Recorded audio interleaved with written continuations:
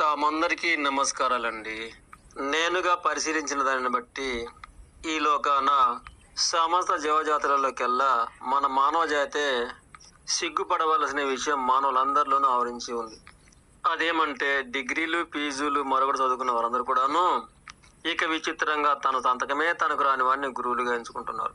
ఈ విధంగా చదువుకున్న అజ్ఞానులకు ఆ చదువురాని మహాజ్ఞానుడే బ్రతుకు మార్గాలు చూపే దర్శకుడుగా ఎన్నుకోబడుతుంది. కానీ నిజానికి తాను ఒత్తులతో ఉన్న 4 పదాలైనా సరే సరిగ్గా చదవలేని వాడు అలా పలుకరాకనే అవి ఎవరికైనా రాకుండా శ్వాసతో మాత్రమే మంత్రాలు అంటూ పలుకుతూ ఉంటాడు. నిజానికి ఆ పదాలు బయటికి వినిపిస్తే 100% ఉచ్చారణ దోషమే ఉంటుంది. ఇక ఇటువంటి వారిని మనం నమ్మి గురువులుగా ఎంచుకుంటాము. ఇక ఇటువారు బొట్లు గడ్డాలతో వేషధారం ధరించి ఏవేవో మంత్రతంత్ర యంత్రాలు, నిమ్మకాయలు, నల్లకోళ్ళు, చీవిర్లు, చెప్పులు, బొగ్గులు ఈ విధమైన తతంగాలు తాను చూపిస్తుంటే ఇక మనము డిగ్రీలు, పీజీలు చేసి కూడా అటు వారి వద్దకు తండోపతండాలుగా వచ్చి నాకేదో అన్యాయం జరిగిందంటూ వారి ముందు విన్నవించుకునే ప్రయత్నంగా నాకు రాత్రి పీడకల వచ్చిందని, దయ్యం పట్టిందని, పెళ్లి ఎదురైందని, పిల్లలు పుట్టలేదని, నిద్ర పట్టడం లేదని, ఎవరో చేతపడి చేశారని, మద్యం బాగా తాగుతున్నామని ఈ విధంగా తమ తప్పులు తను తెలుసుకోకుండా చెవిలో చుట్టబెట్టుకుని ఇల్లంతా ఎదిగినట్లు ఇంకనూ ఇదే విధంగా నవగ్రహాలు పట్టాయని, శని పట్టిందని, ఇక ఇట్టి తాను మంత్రాలు పెడతాడని, యంత్రాలు ఇస్తాడని, బాగులు చేస్తాడని, రంగురాలు ఉంగరాలు ఇస్తాడని ఈ విధంగా డిగ్రీలు, పీజీలు చేసిన వారు, వ్యాపారాలు చేసేవారు, కాంట్రాక్ట్ చేసేవారు, ధనికులు ఈ విధంగా వీరంతా కూడాను పెద్ద పెద్ద పట్టణాల నుండి చిన్న చిన్న మారుమూల పల్లెలకు తండోపతండాలుగా వస్తున్నమాట మనం చూస్తున్నదే కదా. నిజానికి ఇటువంటి గురువులు సైకిల్తో పక్క వీధికి కూడా పోయి రాలేరు కదా. అలాగే పక్కన ఉన్న చిన్న పట్టణానికైనా సరే వెళ్ళి రాగలడా? ఇక మనమేమో హైదరాబాద్ లాంటి మహానగరాలు కూడాను కాళ్లతోనూ కార్లతోనూ కలిదిరిగి వస్తున్నాం కదా. అటువంటి వాడేమో విశ్వవిద్యాలయాల చదువులు నేర్చుకున్న వారికి గురువులుగా అవుతున్నారు. పీజీలు చదివిన మనం పిచ్చే వాళ్ళమై అక్షరం మొక్కరాని వాడిని ఆశ్రయిస్తుంటాము. నిజానికి పాపం అట్టివాడు తోటి మానవులమైన మనము మనపై ఆప్యాయత అనురాగాలతో ఇక మన విజ్ఞానం అంతా అతనికి అజ్ఞానంగా చెప్పుకోవడము, ఇక తన అమాయకత్వమే మనకు మార్గాలుగా బోధించడం. ఇక మన మేలు గురుతాను నిమ్మకాయలు, చెప్పులు, చీపిర్లు, బొగ్గులు ఆ విధంగా మనము విశ్వవిద్యాలయాల్లో నేర్చుకున్న విద్యకు అవే మన మేలు కోరి అస్త్రాలు అయ్యాయి.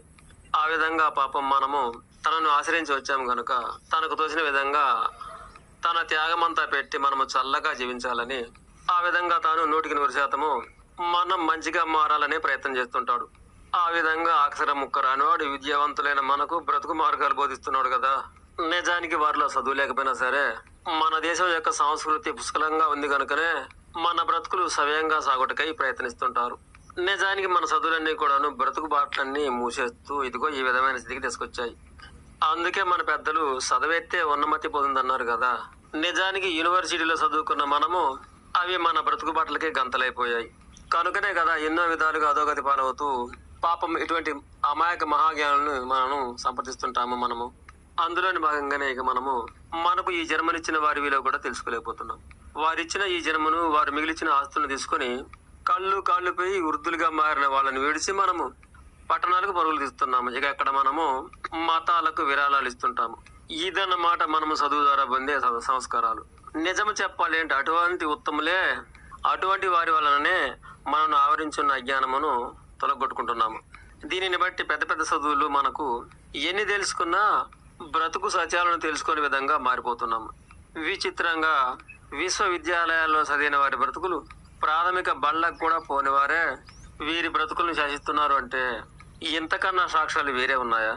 విచిత్రంగా పెద్ద పెద్ద చదువులు చదివి పెద్ద పెద్ద నగరాల్లో జీవించేవారు అక్షరం మొక్కరాని అడవులలో బ్రతికే వారినే గురువులుగా ఎంచుకొని యంత్ర మంత్ర తంత్ర తతంగాలకై తండోపతండాలుగా ఆశ్రయిస్తున్నామంటే ఇక పాపం తనకు తెలిసిన విధంగా వారంతా కూడా తోటి మానవులు గనుక సుఖ సౌఖ్య ఆయురారోగ్యాలతో బ్రతికించాలనే ప్రయత్నంగా ఆ విధంగా తనకు తోచిన విధంగా మన మేలు కోరుతున్నాడు అంటే దీనిని బట్టి మన చదువులకి వారి సంస్కారానికి నింగికి నేలకి ఉన్నంత తేడా ఉన్నట్లే కదా.